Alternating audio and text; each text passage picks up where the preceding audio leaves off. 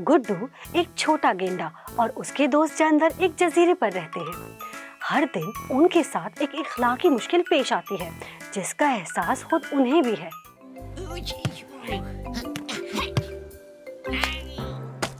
और दूसरी तरफ गुड्डू के दोस्त मिलकर अक्सर गुड्डू की इखलाकी आदतों की इस्लाह भी करते हैं।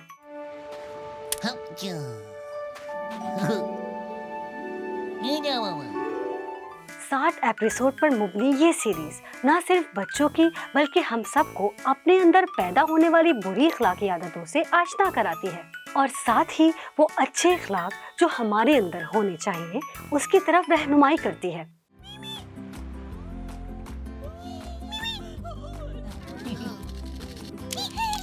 इस सीरीज का कमाल ये है कि इसमें कोई डायलॉग्स नहीं है।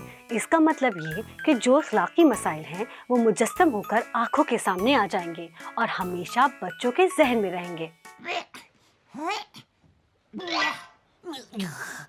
इस सीरीज को आसान बनाने के लिए हमने अपने प्यारे पपेट दोस्त बबलू को भी ऐड किया है, जो कोशिश करता है समझने की और फिर हमें समझाने की, ताकि हम हर किस्त से सही नतीजा हासिल कर सकें। तो जरूर देखिए गुड्डू क्या करता है और बबलू उसे क्या समझाता है हमारी सीरीज गुड्डू वर्सेस बबलू में। हुरा टीवी पाकिस्तान भर में केबल टीवी और IPTV नेटवर्क पर देखा जा सकता है।